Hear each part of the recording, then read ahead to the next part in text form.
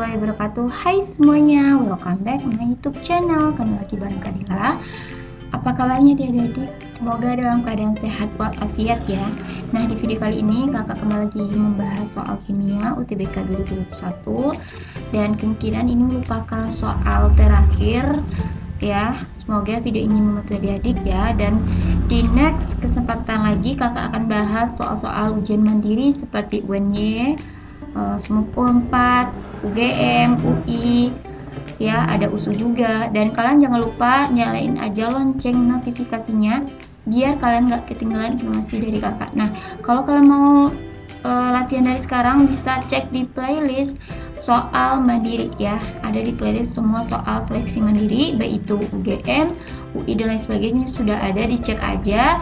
Dan semoga videonya membantu adik-adik. Yuk kita simak video yang satu ini. Oke, untuk soal yang pertama, 0,02 mol zat dalam 1 liter larutan memiliki titik beku negatif 0,15 derajat Celcius. Maka faktor Van Hoff zat tersebut adalah jika harga Kf air 2,0 derajat Celcius per molalitas. Ini merupakan materi dari sifat koligatif larutan.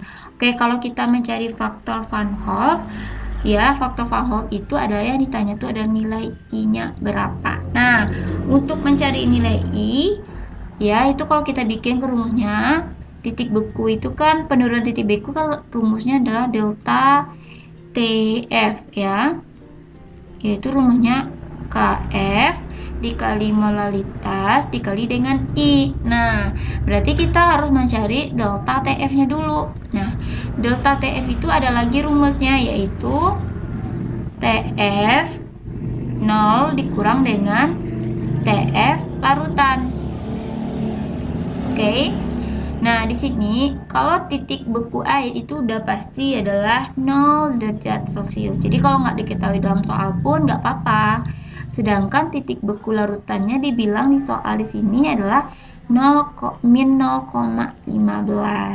Sehingga delta TF-nya adalah positif 0,15 derajat Celcius. Jadi kalian masukkan di sini 0,15 sama dengan Kf-nya 2,0. Nah, molalitas. Jadi kalau misalnya di soal dibilang 0,05 mol zat dalam 1 liter, berarti itu bisa dikatakan dia sebagai 0,02 molalitas. Jadi beda antara mol sama molalitas. Dikali dengan I. Berarti I-nya sama dengan 0,15 dibagi dengan 2,0 dikali dengan 0,02. Sehingga nilai I-nya adalah berapa? Kalau kita kalikan ini 0,15 per 2 kali 0,02 adalah 0,04. Sehingga nilai I-nya adalah 3,75. Oke, gampang ya adik-adik. Jadi ingat aja ini rumusnya yang akan kita pakai. Dan ini satu lagi. Jadi untuk titik beku rumusnya cuma ada 2 ini aja. Jadi bedain ya, TF0 itu adalah TF0 adalah titik beku juga, tapi dia untuk beku untuk pelarut. Nah, pelarutnya itu bisa air dan lain sebagainya gitu ya. Nah, terus kalau dia TF juga titik beku, tapi titik bekunya adalah larutan. Nah, beda kan larutan dengan pelarut. Kalau larutan itu terdiri dari terlarut dan pelarut. Oke? Nah, jadi jawaban yang benar adalah option E.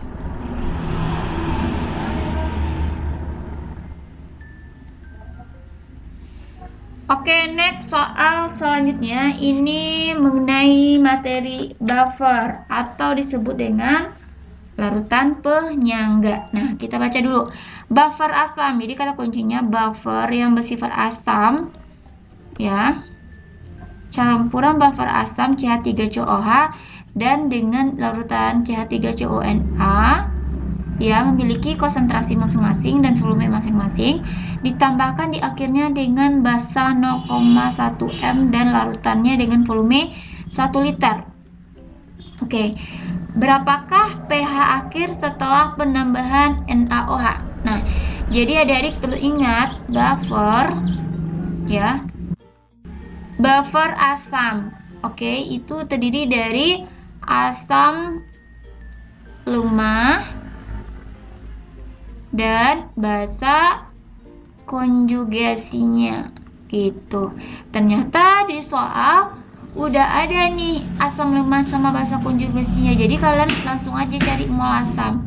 Berarti mol asam dari ini yaitu rumusnya M dikali dengan V. Berarti M-nya 0,2 dikali dengan 1 liter. Jadi ini ya. Nah, jadi jawabannya adalah 0,2 mol. Nah, kita juga cari basa konjugasinya, yaitu molaritas kali volume. Molaritasnya diketahui di soal 0,1 juga dengan volume 1 liter. Berarti di sini 0,1 mol.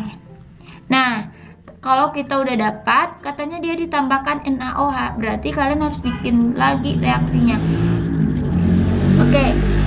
NaOH itu kalau kita jabarin ini kan Na positif tambah dengan OH-. Nah, ini kan penyangga asam yang di akhirnya ditambahkan dengan basa. Berarti kita bikin lagi reaksinya dan harus pakai MBS. Oke. Jadi kalau kita bikin di sini kan CH3 ya. CH3 ditambah dengan OH negatif. Nah, sehingga hasilnya itu adalah CH3 COO negatif ditambah dengan, nah ini kan dipisah nih, H dengan CH3 COH-nya. Jadi H ini akan berikatan dengan OH-, menghasilkan H2-nya O. Nah, kita bikin mula-mula bereaksi sisa. Nah, CH3 COH-nya di sini kan ini ya, 0,2 mol. OH- berarti kan OH- di sini kan kita cari juga molnya. Mol dari OH- mol sama dengan molaritas kali volume juga. Berarti 0,1 dikali 1 juga 0,1 mol. Nah, berarti ini juga 0,1, ini habis, ini belum terbentuk apa. Tunggu. CH3COO-nya tuh dari basa konjugasi ya. Berarti di sini juga 0,1 dan di sini juga 0,1. Oke, bisa? Nah, jadi dimasukkan di sini karena di sini kan udah terbentuk basa konjugasinya ya. CH3COO- itu sama dengan CH3COONA. Nah, berarti bereaksi pembatasnya yang paling kecil antara 0,2 sama 0,1 adalah 0,1. Otomatis di sini juga 0,1. Di sini juga 0,1. Nah, berarti ini dikurangi 0,1. Ini habis. Ini 0,2. Ini 0,2. Jadi ini tuh ditambah ya adik-adik, jangan dikurangi karena dia ditambahkan si basanya tadi. Nah, masukkan ke rumus mencari pH. Kita cari dulu. Oke, untuk mencari pH kita cari dulu konsentrasi ion H positif sama dengan Ka dikali dengan mol asam, lalu kita bagi dengan mol dari basa konjugasinya gitu. Nah, untuk Ka-nya kan diketahui dari soal adalah 2 kali 10 pangkat min 5. Sedangkan mol asamnya itu mol dari CH3COOH ya, yang tersisa itu 0,1 mol ya. 0,1 mol. Dan untuk mol basa konjugasinya adalah 0,2. Jadi 0,1 dibagi 0,2, dicoret 0-nya, lalu 2-nya juga kita habiskan. Berarti sisanya adalah 10 pangkat min 5. Nah, dari konsentrasi H positif dapat kita cari nilai pH. pH sama dengan min log konsentrasi ion H positif atau min log 10 pangkat min 5. Jadi pH-nya adalah 5. Oke, gampang ya adik. Jadi jawabannya adalah option D. Oke adik, kita lanjutkan ke soal nomor 3. Sebanyak 25 ml ya larutan asam lemah HX 0,02 molaritas dititrasi dengan larutan KOH 0,02 molaritas. Jadi apabila pada titik ekivalen pH-nya adalah 12 ini, maka tentukan nilai pKa-nya. Nah, adik-adik bisa lihat ya di sini kan HX-nya ini ada konsentrasi, ada volume. Sementara KOH ini tidak ada volumenya, cuma ada konsentrasi. Jadi kita pakai dulu rumus titrasi untuk mendapatkan berapa volumenya gitu. Nah, kita cari dulu ya. Berarti di sini tuh rumus dari titrasi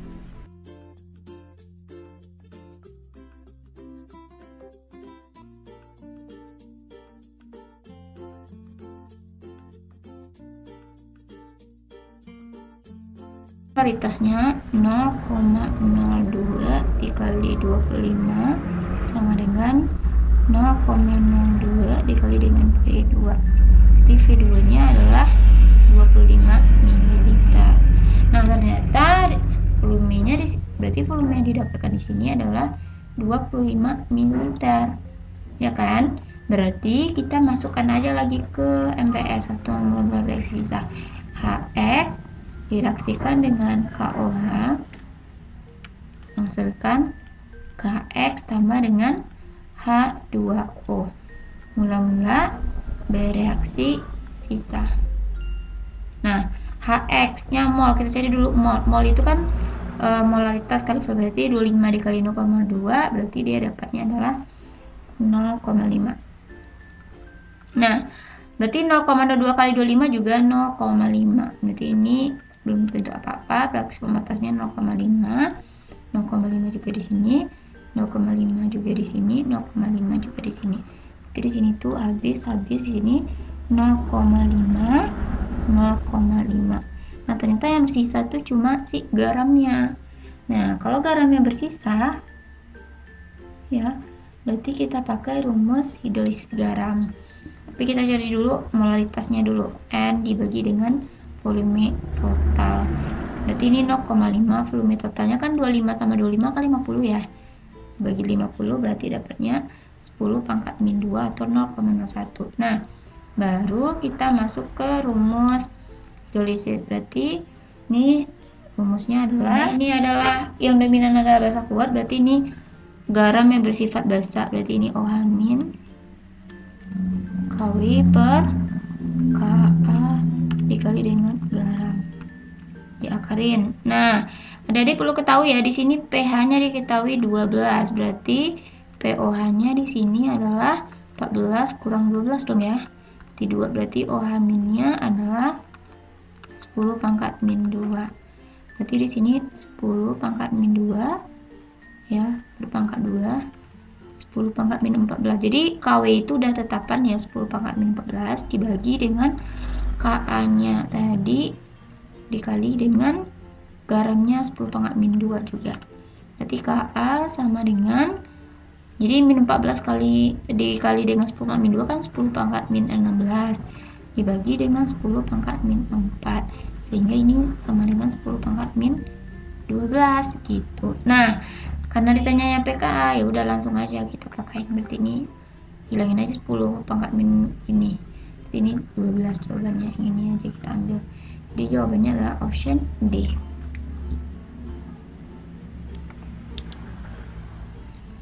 Oke, next soal berikutnya. Nah, ini adalah materi tentang elektrolisis ya. Apabila larutan CuSO4 di elektrolisis menggunakan elektroda PT sebagai katoda dan elektroda Fe sebagai anoda, maka hasilnya adalah, jadi kakak akan sediakan sebelah kanan aturan-aturan reaksi pada katoda maupun pada anoda. Jadi ini wajib hafal, kalau nggak hafal nih susah juga dibikin reaksinya apa.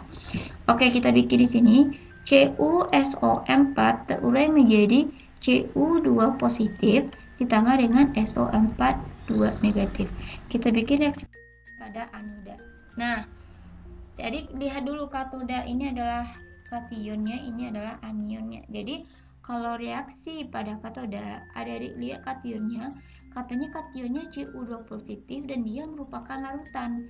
Nah, kalau dia selain dari golongan 1A, 2A, 3A, selain dari aluminium Mn, kalaupun dia larutan, itu yang akan tereduksi di katoda adalah logam itu sendiri. Nah, jadi ini Cu2 positif tambah 2 elektron menghasilkan Cu. Nah, ya kan? Dan dia anionnya lihat CuSO4 dan dia menggunakan elektroda Fe. Nah, selain C, PT dan Au, berarti yang akan bereaksi adalah Fe. Jadi kalau misalnya elektronnya C, berarti dia tidak akan bereaksi, baik itu PT maupun AU. Tapi kalau elektronnya Fe, berarti Fe yang akan bereaksi di sini menghasilkan Fe 2 positif sama dengan 2 elektron. Jadi kalau ditanya yang dihasilkan pada katoda anoda, yaitu padatan Cu pada katoda dan larutan Fe pada anodanya. Jadi jawaban yang benar itu adalah yang mana? Terbentuknya endapan Cu di katoda dan anoda Fe larut. Nah, ini lebih tepat. Ini karena Cu ini padatan solid ya. Kalau F itu aqueous atau larut, itu maksudnya. Oke adik, jadi hafal dulu ya aturannya. Next, soal terakhir, bentuk molekul C mengikat O pada senyawa CH3COO. Jadi kalau kita bikin strukturnya ini C mengikat 3 atom H, lalu ada C lagi di sini, ada O, ada H. Jadi kayak gini struktur dari CH3CHO. Oke, jadi kalau ditanya adalah ikatan antara atom C mengikat O, berarti C rangkap 2 dengan O. Berarti yang ini. Nah, oke, jadi kalau misalnya C dengan O, kalau misalnya kalau dia SP itu kan dia mengikat 2 domain elektron di 2. Kalau dia SP2 berarti dia mengikat 3. Kalau dia SP3 dia mengikat 4. Nah, C ini ke O ini kan rangkap 2, berarti kan mengikat di sini 1. Atau kalau SP2 tuh dia rangkap 2 ya, kalau ini rangkap 3, kalau ini rangkap 1. Nah, dia mengikat 1 di sini 1, sini 1. Berarti kan domainnya ada 3, tapi C dengan O itu rangkap 2, berarti dia SP2. Nah, kalau SP2 itu namanya segitiga planar atau trigonal planar. Jadi adik-adik hafal aja nama-namanya. Kakak kasih di sebelah kiri ini ya. Nah, jadi jawabannya adalah option D. Oke adik, sekian dulu videonya, semoga bermanfaat. Maaf ya kalau berisik sedikit karena emang rumah kakak di tepi jalan raya banget ya. Jadi emang suara motor, suara kendaraan, mohon maaf. Dan semoga video ini membantu adik-adik. Semoga lolos juga ya, semangat. Thanks for watching, see you on my next video. Assalamualaikum warahmatullahi wabarakatuh. Dadah.